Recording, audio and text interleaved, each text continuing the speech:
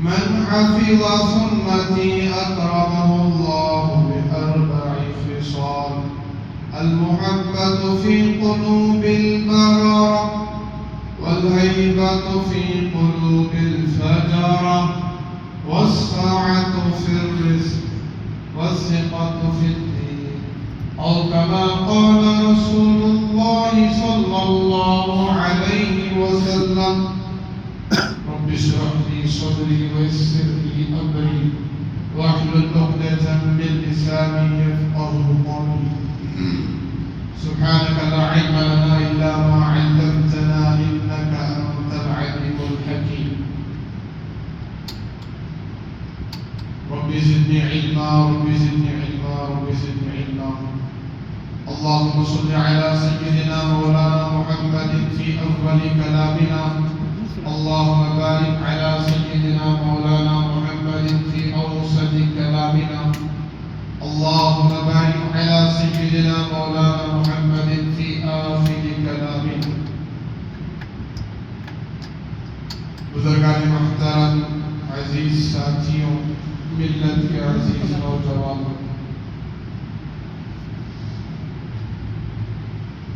حج کے مبارک پاکیزہ مقدس مہینے چل رہے ہیں، اور گزشتہ جمعہ اور اس سے پہلے والے جمعہ میں آپ نے حج کے مناسک، حج کے ارکان، فرائض، واجبات، جناب محمد رسول اللہ صلی اللہ علیہ وسلم کی پاکیزہ حیات آپ کے آخری حج کو سنا۔ پھر گزشتہ جمعہ حضرت سیدنا ابراہیم علیہ السلام کی سیرت کو سنا اور سمجھا۔ حضرت ابراہیم علیہ السلام یہ بہت بڑے نبی ہیں۔ اللہ تبارک و تعالیٰ نے ان کو جد الانبیاء بنایا، یعنی یہ نبیوں کے دادا، ان کی نسل سے 10,000 پیغمبر، نبی، رسول تشریف لائے۔ اگر آپ تاریخ پڑھیں گے، سیرت کو سنیں گے، حیران ہو جائیں۔ حالانکہ آپ سب نے سنا ہوگا، سمجھا ہوگا، حضرت سیدنا ابراہیم علیہ السلام جب جوانی کو پہنچے، ان کا نکاح حضرت سارہ سے ہوا۔ بڑی نیک، پاکیزہ، باحیا، نیک، متقی، پرہیزگار، فرما بردار، وفادار خاتون حضرت سارہ رضی اللہ تعالی عنہا، آپ کی پہلی اہلیہ محترمہ بیوی، اور حضرت حاجرہ رضی اللہ تعالی عنہا آپ کی دوسری اہلیہ محترمہ ہے۔ حضرت حاجرہ یہ شہزادی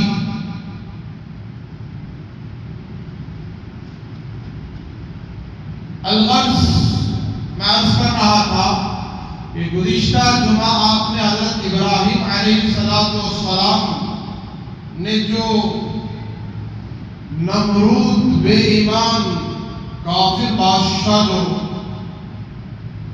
حضرت ابراہیم علیہ السلام کے ساتھ اس نے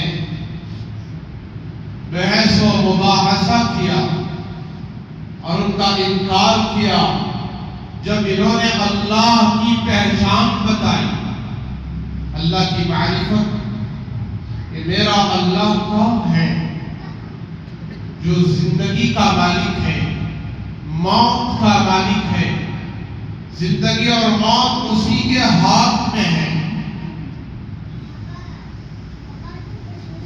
تو اس نے بحث و مباحثہ کرتے ہوئے یہ کہا کہ موت اور حیات میرے ہاتھ میں بھی ہے۔ تم جس خدا کے صفات کو بول رہے ہو، بتا رہے ہو کہ وہ موت دیتا ہے، حیات دیتا ہے، یہ کام میں بھی کر سکتا ہوں. کیوں کہا؟ طاقت کا نشہ، دولت کا نشہ، حکومت کا نشہ، غرور، گھمنڈ، تکبر، بڑائی،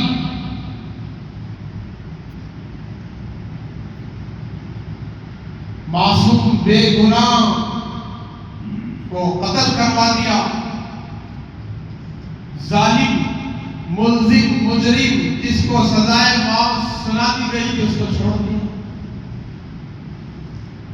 حضرت ابراہیم علیہ السلام نے کیا کہا؟ توحید کو اور اللہ کے صفات کو یہ پاگل نہیں سمجھ رہا ہے، یہ انسانوں جیسا سمجھ رہا ہے. انہوں نے جو دلیل دی ہے، میرا رب وہ ہے جو سورج کو مشرق سے نکال کر مغرب میں ڈبو دیتا ہے.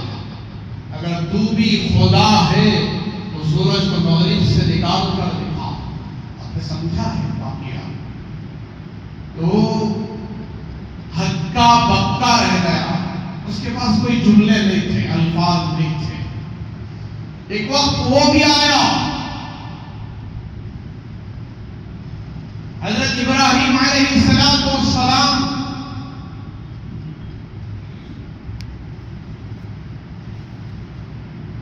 ان کی قوم کے بتوں کو توڑ کر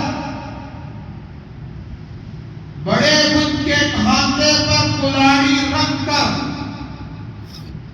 چلے گئے. قوم کیا کر رہی تھی؟ سال میں ایک بار تہوار مناتی تھی جس میں گاؤں کے سارے لوگ اس میلے میں جمع ہوتے تھے.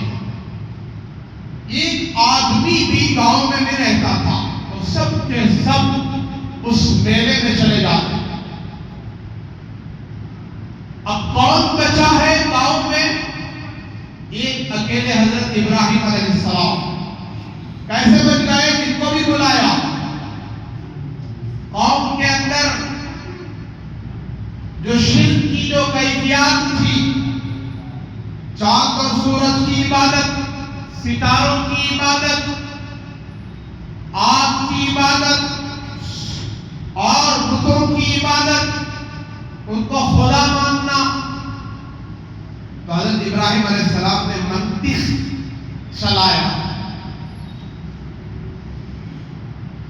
اپنے آپ کو بچانے کے لیے کہا ستاروں کی طرف دیکھ کر کہ انی سقیم، میں بیمار ہوں. کیا کہا بھائی؟ میں بیمار لگ رہا ہوں. اب بیمار آدمی کو کون لے کے جائے؟ چھوڑ دیا، چھوڑ کر چلے گئے. اب صرف حضرت ابراہیم علیہ السلام پورے گاؤں میں اکیلے. گاؤں کے لوگ، قوم کے لوگ پورے میلے میں ہیں. ابھی وہاں آئے جہاں قوم کے بت رکھے ہوئے تھے، جن کو وہ پوجتی تھی، خدا کہتی تھی. ان کے سامنے اپنی حاجتیں، ضرورتیں مانگتی اور طلب کرتی تھی. آئے کلاڑا اٹھا کر اور سب کو مخاطب ہو کر کچھ کھلانے کی کوشش کی. ان کے پاس کچھ کھانے پینے کی چیزیں رکھی ہوئی تھی، وہ منت کے طور پر رکھا کرتے تھے کھانے اور پینے کی چیزیں. کہا کھاؤ. کیوں نہیں کھاتے؟ کیوں نہیں پیتے؟ پتھر سے بنے ہوئے مورتیاں کیا کھائیں، کیا پییں؟ اچھا نہیں کھاتے تو پھر کلاڑا اٹھا کر سب کو مارا، سب کو توڑ دیا. بڑا جو بت تھا اس کے کھانے پر کلاڑا رکھ کر وہاں سے نکل گئے. اب جب قوم واپس آئی میلے سے، تہوار سے، ان کی جو عید تھی اس کو منا کر واپس آئی، تو سب سے پہلے لوگوں کی جو عادت تھی کفر اور شرک میں مبتلا تھے، اپنے جھوٹے خداؤں کے پاس جاتے تھے. کہاں جاتے تھے؟ جھوٹے خداؤں کے پاس جو بت بنائے رکھے ہیں. جا کر کوئی غلطی کوتاہی ہوئی ان سے معافی مانگنا، اپنی حاجتیں، ضرورتیں طلب کرنا. تو وہ قوم وہاں آئی تو کیا دیکھتی ہے کہ سارا بت کدا ٹوٹا ہوا ہے، اس پر زلزلہ آیا ہوا ہے. سب توڑ کر تہس نہس کر دیا ہے. ایک کا ہاتھ کہیں جا کے پڑا ہے, ایک کی گردن کہیں جا کر پڑی ہے, ایک کا دھڑ جا کر کہیں پڑا ہے. کون ہے؟ خدا ہے ان کے نوز پہ. اور کلاڑا بڑے ان پر رکھا ہوا ہے. سب حیران ہو گئے, یہ کس نے کیا؟ من فعل ھذا, من فعل ھذا, کس نے کیا؟ چنانچہ سب کا ذہن اور گمان حضرت ابراہیم علیہ السلام کی طرف گیا. اس بڑے بت کی طرف نہیں گیا. کلاڑا کا رکھا ہوا ہے اس کے کھاندے پر. ہو سکتا ہے بڑا بت ان چھوٹے بتوں کو توڑ کر صرف اپنی حکومت بنانا چاہ رہا ہے. میں ایک خدا کافی ہوں. یہ ان کا ذہن بھی کہتا تھا کہ نفع نقصان کے مالک نہیں ہیں. تو حضرت ابراہیم علیہ السلام بھی یہی کہتے تھے, اے میری قوم تم ایسی چیزوں کی عبادت کیوں کرتی ہو؟ ما لا يسمع ولا يبصر ولا يغني عنك شيئا. ایسی قوم, ایسے چیزوں کی عبادت میری قوم کیوں کرتی ہو جو نہ سنتی ہیں نہ دیکھتی ہیں, اور نہ ہی تمہیں کسی چیز سے بچا سکتی ہیں, نہ کچھ نفع پہنچا سکتی ہیں. بات تو صحیح ہے, لیکن عقلوں پر پردہ پڑا ہوا ہے. عقیدت کا بت سوار ہے. کس کا بت سوار ہے؟ عقیدت کا بت سوار ہے. ہمارے باپ دادا جو چل کر آ گئے اس کو ہم کبھی نہیں چھوڑیں, چاہے وہ ناحق ہی کیوں نہ ہو, چاہے وہ شرک ہو, کفر ہو, بدعات ہو. آج کا مسلمان بھی یہی کہہ رہا ہے, ہمارے باپ دادا جو کام کرے ہمیں کیسا چھوڑنا اسے, ہمیں کرتی. اب کیا کیا کر رہے ہیں آپ کو معلوم ہے, بتانے کی ضرورت نہیں ہے. اب قرآن سامنے رکھ دو, حدیث سامنے رکھ دو, ہزاروں حدیثیں سامنے رکھ دو, بتا دو یہ حدیث کے ذریعے سے ثابت کر دو. کوئی ثابت نہیں کر سکتا, کسی قرآن کی آیت سے بیان نہیں کر سکتا. پھر بھی کیا کر دو؟ عقیدت. یہ عقیدت ہی ہمیں دوزخ میں لے جا رہی ہے, اللہ کی عبادت سے ہٹا رہی ہے. سال میں ایک مرتبہ وہ منت مان لیے, عبادت کا حق ادا ہو گیا, ہم پکے مسلمان ہو گئے. اب ہمیں کوئی عبادت کرنے کی ضرورت نہیں ہے. یہ عقیدہ ہے, اللہ حفاظت کرے. میرے بزرگوں, حضرت ابراہیم علیہ السلام کو پکڑ کر نمرود کے دربار میں پیش کیا گیا, لایا گیا. حضرت ابراہیم علیہ السلام نے کیا کہا؟ جب کلہاڑا بڑے بت کے کاندھے پر رکھا ہوا ہے تو تم اس بڑے بت سے کیوں نہیں پوچھتے کہ تو نے ایسے کیوں کیا؟ تو حضرت ابراہیم علیہ السلام کے اس کہنے پر لوگوں نے کہا, ابراہیم تم پاگل تو نہیں ہو گئے ہو؟ یہ بڑا بت ان چھوٹے بتوں کو مان سکتا ہے, ان پر حملہ کر سکتا ہے. تو حضرت ابراہیم علیہ السلام نے وہ پکڑ لیا, بولتے اٹک گئے. میں بھی وہی سمجھانے کی کوشش کر رہا ہوں, تم ایسی چیزوں کی عبادت کیوں کر رہے ہو جو خدا نہیں ہو سکتا, کسی نفع اور نقصان کے مالک بھی نہ دیکھ سکتے. میں اس ذات کی طرف بلا رہا ہوں جو ساری کائنات کا خالق اور مالک ہے. تو یہ تو کفر میں پڑے ہوئے تھے کہ دلوں پر مہر لگ چکی تھی, کٹر بے ایمان تھے. اب حضرت ابراہیم علیہ السلام کو کیا کیا جائے؟ فیصلہ ہوا کہ بہت بڑا علاوہ جلا کر آگ کا, جس کی شعلے, آگ کے جو شعلے ہیں وہ آسمانوں سے بات کریں. اتنی خطرناک آگ جس کو کئی ہفتے جلائے گئے, آگ بھڑکائی گئی.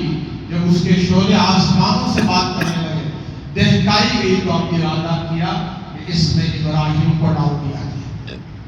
16 سال کا نوجوان. لیکن میرے بزرگوں, میں نے گزشتہ بھی کہا سال کے تھے تو 6 سال کی عقل، جب 6 سال کے تھے تو 12 سال کی عقل، جب 16 سال کے تھے تو 30 سال کی عقل۔ اللہ نوازتے ہیں نبیوں کو، کیونکہ ان کا کام بہت بڑا کام ہے۔ نبیوں کی زندگی قربانیوں سے اللہ نے چلایا ہے۔ آپ نے سنا ہے یہ مہینہ بھی قربانی کا آ رہا ہے، قربانیاں ہی قربانیاں۔ ہم صرف ایک جانور کو ذبح کر کے سمجھتے ہیں میں نے قربانی دے دی، اس جانور کی قربانی کے پیچھے کتنی قربانیاں ہیں یہ نہیں جانتے۔ قربانی کیوں آئی، کیوں واجب ہوئی، ہر مستعد پر، ہر استطاعت رکھنے والے پر، ہر طاقت اور مال کا جو صاحب ہے اس پر کیوں آئی، یہ ہم اس کا پس منظر جاننے کی کوشش نہیں کرتے۔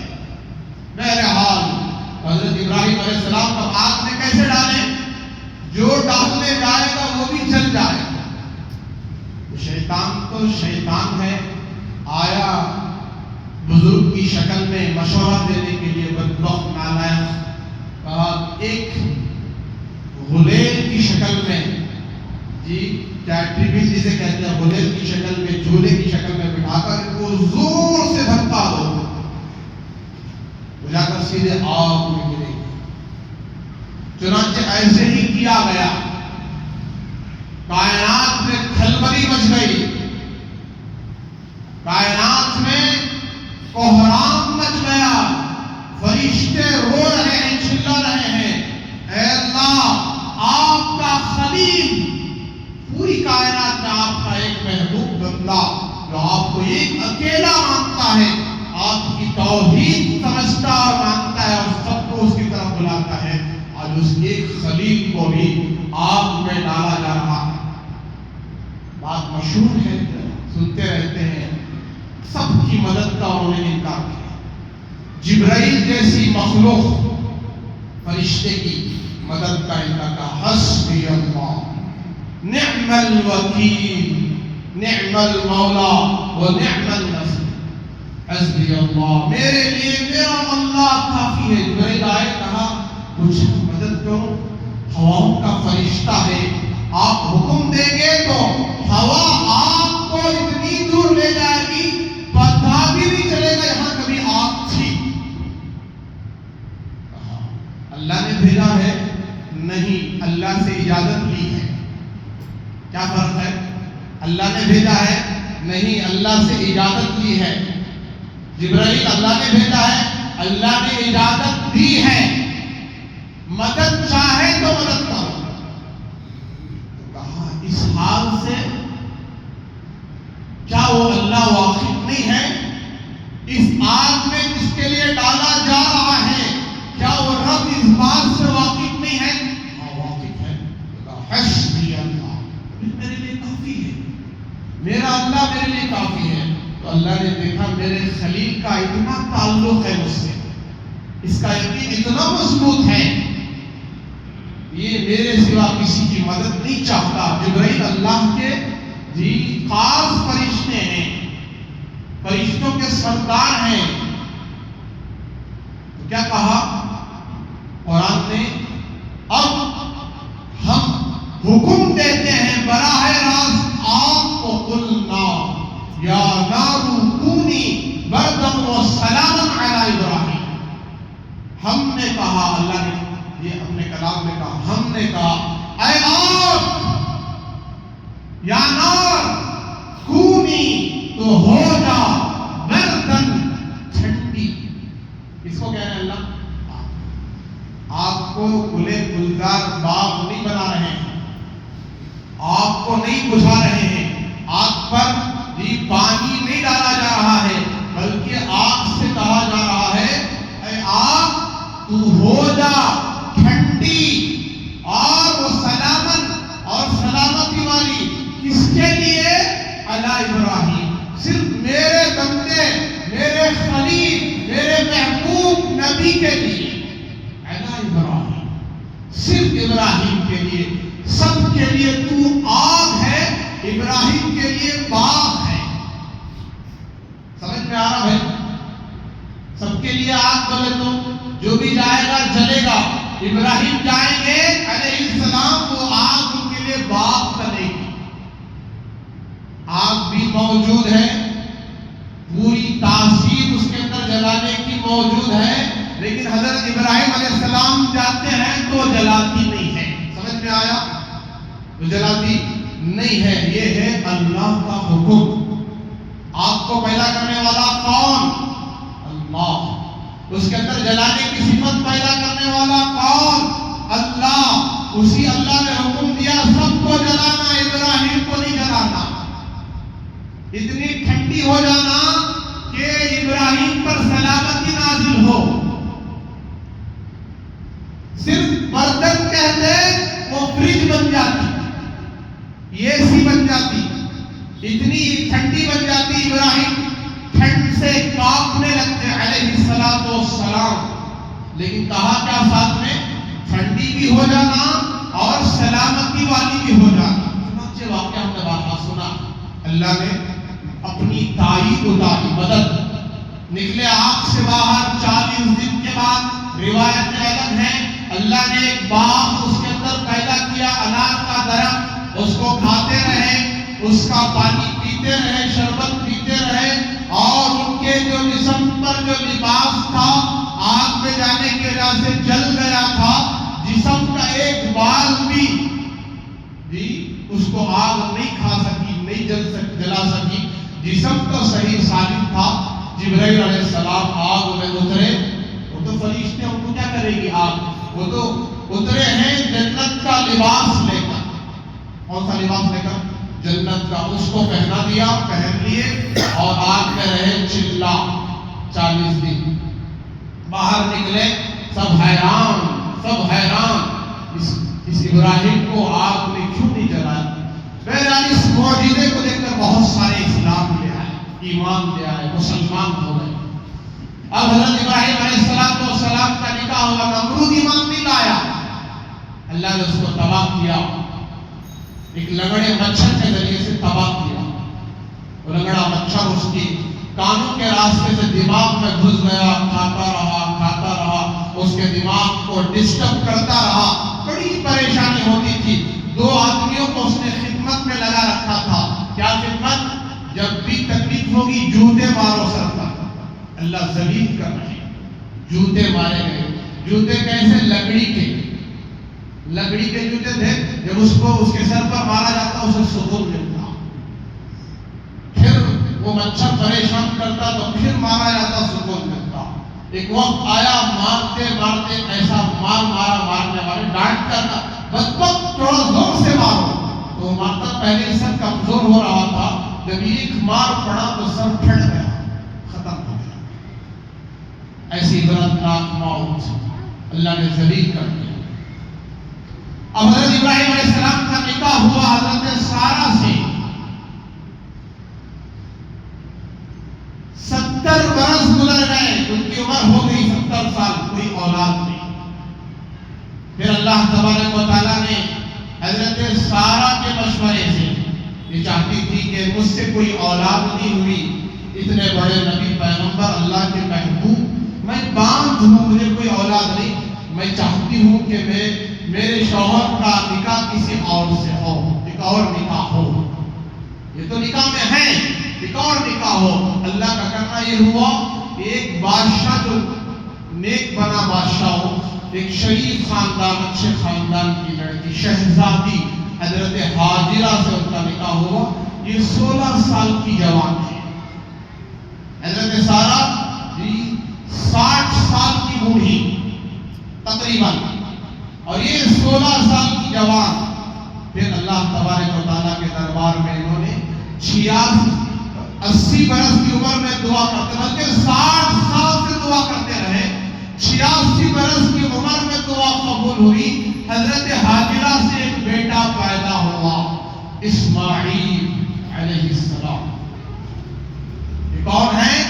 ان کے پشت سے کائنات کے امام، سید الانبیاء، ساقی کوثر، شافی محشر، سید الاولین، سید الآخرین، حضرت محمد رسول اللہ صلی اللہ علیہ وسلم تشریف لانے والے. چند دن گزرے ہیں بچے پر، چند ہفتوں کا بچہ ہے، چند ماہ کا بچہ ہے، حضرت جبرائیل علیہ السلام آ گئے انسانی شکل میں۔ کائنات کی وہ تاریخ کا وہ پہلا دن ہے جس دن جبرائیل جیسا فرشتہ اللہ نے اس کو انسانی شکل میں سب سے پہلی بار بھیجا۔ اس سے پہلے کبھی انسانی شکل میں نہیں آیا، انسانی شکل میں آیا اور کہا حضرت ابراہیم علیہ السلام سے آپ کو چلنا ہے۔ کچھ نہیں کہا، چلنا ہے۔ کہاں چلنا ہے بتایا جائے گا۔ کس کو لے کے چلنا ہے؟ بیوی کو بھی بچے کو بھی۔ چلتے رہے، فلسطین چھوڑ دیا، عراق چھوڑ دیا، چلتے رہے چلتے رہے چلتے رہے، بواد غیر ذی زرع آ گئے، بواد غیر ذی زرع، چاروں طرف پہاڑی ہی پہاڑی، کالے کالے پہاڑ، نہ انسان ہیں، نہ درخت ہیں، نہ پرندے ہیں، نہ پانی ہے، نہ دانا ہے، نہ زندگی گزارنے کے کوئی اسباب ہیں۔ ایسے وادی غیر ذی زرع جہاں ایک گھاس کا دانہ پیدا نہیں ہوتا، ایسی جگہ ہی چلتے رہے۔ معلوم نہیں کتنے ہفتوں کا سفر تھا۔ کہا کہ یہاں اپنی بیوی کو بچے کو چھوڑ کر نکلنا، رہنا نہیں ہے ساتھ، اور بات بھی نہیں کرنا، زبان سے بات بھی کرنے کی اجازت نہیں ہے۔ اپنے شیرخوار معصوم بچے کو، خوبصورت اسماعیل علیہ السلام جو کائنات کے امام کے بھی باپ ہیں، دادا ہیں، ان کی پشت سے آنے والے، چنانچہ حضرت ابراہیم علیہ السلام نے وہاں اتارا، ٹہرایا، حضرت حاجرہ کو وہاں چھوڑا، بچے کو حوالے کیا اور نکل گئے۔ چلتے رہے، حاجرہ رضی اللہ تعالیٰ عنہا پیچھے ہو گئی، وہ بھی ساتھ جا رہی ہے، سوالات کر رہی ہے، یہ ایسی جگہ ہمیں کہاں لے کر آئے جہاں زندگی گزارنے کا کوئی ایک سبب بھی موجود نہیں ہے، یہ میرے شوہر، یہ میرے خاوند مجھے کہاں چھوڑ رہے ہیں، مجھے اور اس بچے کو چھوڑ کر جا رہے ہیں۔ چنانچہ ایک میل تک کوئی جواب نہیں، کیوں چھوڑ رہے ہیں؟ حاجرہ رضی اللہ تعالیٰ عنہ کو خیال آیا اچانک، یہ میرے شوہر تو ہیں، ساتھ میں اللہ کے نبی بھی ہیں، چلو پوچھتی ہوں، اللہ امرک بہا، یہ بتائیے کیا اس جگہ چھوڑنے کا، بنجر اور وادی غیر ذی زرع میں ویران جگہ جہاں کچھ بھی نہیں ہے زندگی گزارنے کا، آج سبب یہاں چھوڑنے کا حکم اللہ نے آپ کو دیا ہے، اللہ امرک بہذا، تو بات کرنے کی تو اجازت نہیں تھی، گردن کے اشارے سے کہا ہاں اللہ کا حکم ہے۔ تو پھر حضرت حاجرہ جو ایک میل تک اس جگہ سے آئی تھی، پیچھے پیچھے تقریباً پلٹ کر کہنے لگی جائیے، اذن لن یضیعنا اللہ، اللہ ہمیں ہرگز برباد نہیں کرے گا، تباہ نہیں کرے گا۔ یہ بہت دل گردے والی بات ہے، بہت زیادہ۔ اس سے پہلے وہ صرف بیوی کے رول میں تھی، لیکن اب بیوی کے ساتھ ایک مومنہ ہے، اللہ پر کامل بھروسہ، اللہ پر یقین، حسبی اللہ حسبنا اللہ، اللہ ہمارے لیے کافی ہے۔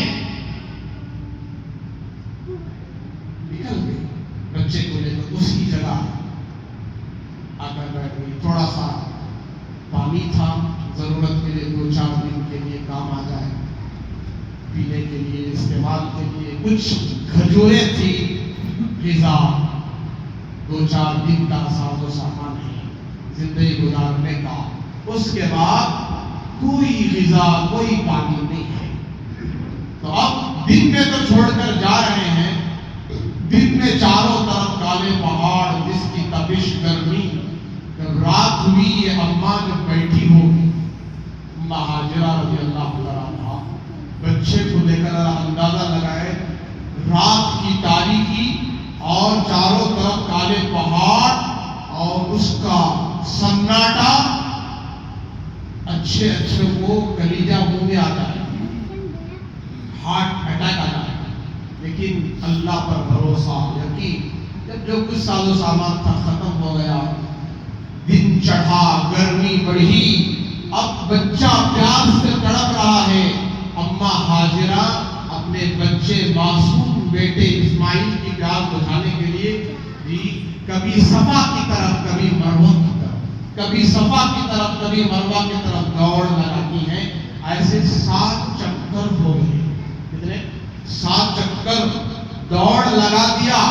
اب سمجھا کوئی مدد نہیں ملے گی، پانی نہیں ملے گا، بے ہوش ہو کر گر پڑے. بچہ بھی ختم ہو گیا ہوگا، مر گیا ہوگا، وہ کہاں بچے گا. اب یہ بھی بے ہوش ہو کر گر گئی.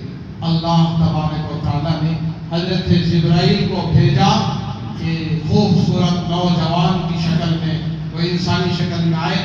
اپنے پروں کو انہوں نے حضرت اسماعیل کے یڑیوں کے پاس مارا ہے تو کیا نکلا ہے؟ زمزم نکلا ہے، چشمہ نکلا. اب ہوش آیا، کچھ رمق باقی ہوگی. چنانچہ وہ اٹھ کر دیکھا ایک نوجوان کھڑا ہوا ہے خوبصورت. یوں سمجھا کہ کوئی مدد کرنے کے لیے آیا ہے، تو اپنے سسکتی ہوئی آہیں لے کر، اپنی ماں کی ممتا لے کر پوری طاقت کے ساتھ وہاں دوڑ لگائی. تو وہاں سے وہ فرشتہ جا رہا ہے اور اسماعیل کے ایڑیوں سے زمزم جاری ہے. کیا جاری ہے؟ زمزم. یہ اس والدہ کی، اس ماں کی قربانی ہے، اس بچے کی قربانی ہے، جس قربانی کے صدقے میں قیامت کی صبح تک ایک ایسا پاک چشمہ پانی ملنے والا ہے جس پانی کو کبھی فنا نہیں ہے. وہ بقا ہی بقا ہے. وہ پانی باقی رہنے کے لیے آیا ہے. وہ پانی خراب ہونے کے لیے نہیں.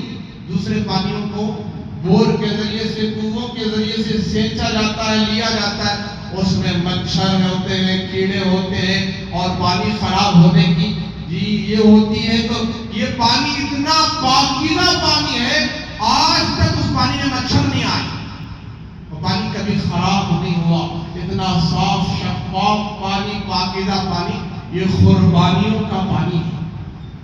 میرے بزرگوں، یہاں میں روک کر عرض کر دوں اور بات کو تکمیل تک پہنچا کر آئندہ کے لیے اس بات کو چھوڑ دوں کہ اللہ تبارک و تعالیٰ نے کائنات کی مقدس ماں، اس وقت حضرت ہاجرہ سے بہتر عورت، نبی کی بیوی کوئی نہیں تھی. ان سے زیادہ تقوی والا، طہارت والا حضرت سارہ، حضرت ہاجرہ کوئی نہیں. ان کا عمل کیسا پاکیزہ ہے. ایسے ہستیوں کو لے جا کر وہاں وادی غیر زیزر میں چھوڑا جا رہا ہے اور قربانی دلائی جا رہی ہے. ایک طرف عظیم باپ کی قربانی، کیا ان پر گزرا ہوگا اپنے معصوم بچے کو چھوڑ کر جب جا رہے ہیں، اپنی چہیتی بیوی کو چھوڑ کر جا رہے ہیں، نوجوان بیوی کو چھوڑ کر جا رہے ہیں، کیا اثر ہوگا ان پر. یہ قربانیاں ہیں. لیکن میرے بزرگوں، آج ہمیں اتنی بڑی قربانی کا طلب نہیں کیا جا رہا ہے، بلکہ آج ہمیں کیا چھوڑنے کو کہا جا رہا ہے؟ حرام چھوڑ دو، یہ تمہاری قربانی ہے. جھوٹ چھوڑ دو، دھوکہ دینا چھوڑ دو، غفلت کو چھوڑ دو، نمازی بن جاؤ، متقی پرہیزگار بن جاؤ. اب حضرت ابراہیم علیہ السلام اپنی اہلیہ کو دیکھتے رہے، بچے کو دیکھتے رہے. جب ان کی آنکھوں سے وہ اوجھل ہو گئی تو پہاڑ کے اس طرف آ کر قبلے کی طرف رخ کر کے دعا کر رہے، ربنا انی اسکنت بذریتی بواد غیر ذی زرع. ہے میرے رب، اللہ کو جانتا ہے، عالم الغیب ہے. کہہ رہے اے اللہ، میں اپنی ذریت کو، اپنے گھر والی کو، بچے کو ایسے وادی میں چھوڑ کے آ رہا ہوں جہاں زندگی کا کوئی ساز و دعا کر رہے ہیں اور اللہ سے کہہ رہے ہیں اللہ کہ یہ ایک ایسی عبادت کی ایسی بیتک المحرم ایسے مقدس مقام میں چھوڑا ہے تیرا محترم گھر، اس کو اے اللہ سرسبز و شاداب بنا دے، اس ویرانی کو آبادی میں بدل دے، اور یہاں پھل پھلائی فروٹ ثمرات برکتیں عطا فرما، اور یہاں لوگ آنے کے لیے ترس جائے ایسی بستی اس کو بنا دے۔ خدا کی عزت و جلالت کی خاطر جس کے دل میں ایمان کا ایک ذرہ ہو، ایمان کی کوئی چنگاری ہو، ایمان رائی کے دانے کے برابر بھی ہو، وہ یقیناً تڑپ رہا ہوگا اے اللہ مجھے بھی وہاں بلا لے، کعبے میں بلا لے، حج پر بلا لے، عمرے پر بلا لے، اس مقدس مقام پر بلا لے۔ بھئی کون تڑپ نہیں کر رہا ہے؟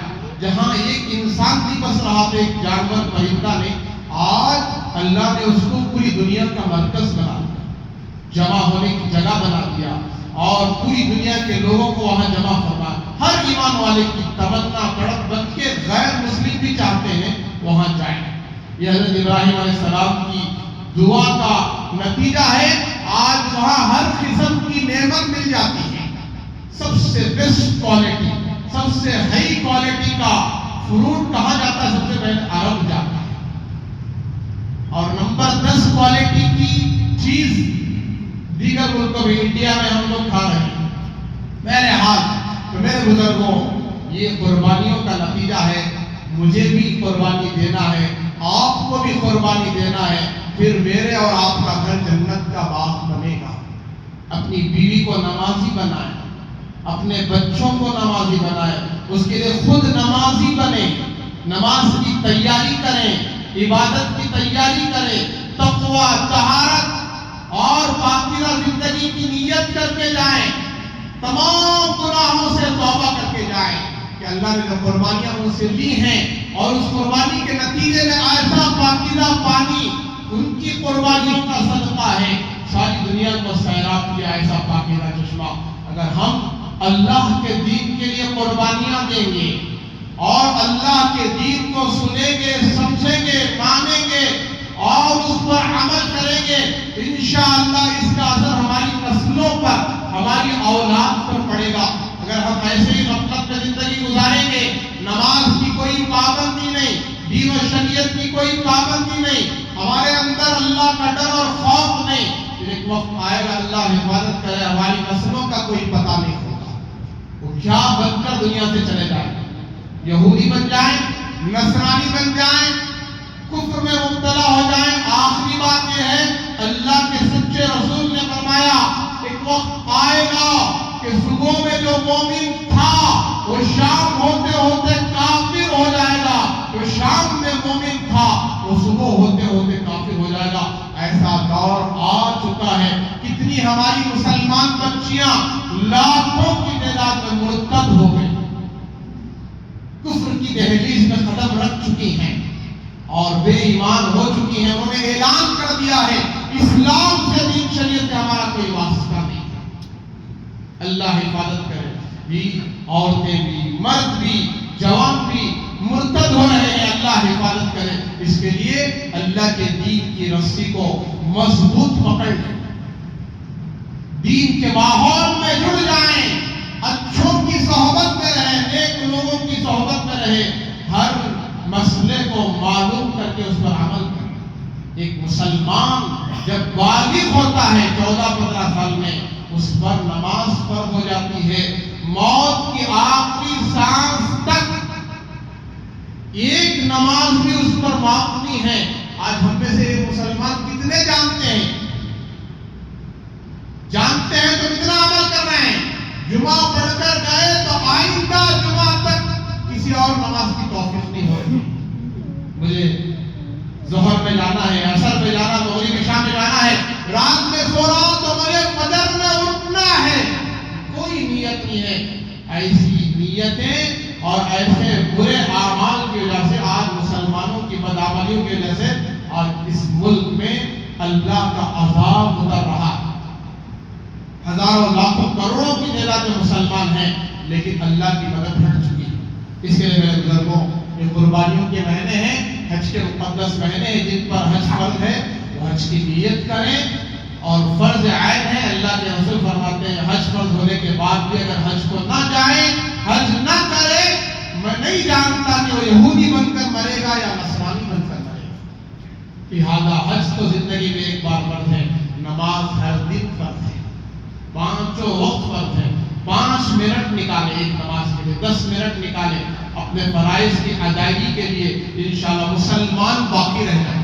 اگر یہ نماز کی پابندی نہیں ہوئی، ہمارا مسلمان باقی رہنا ممکن نہیں ہے۔ بہرحال وقت بھی زیادہ ہو گیا، لہٰذا ساری باتوں کو آپ نے سنا ہے، اس پر 100% عمل کرنے کی نیت کریں۔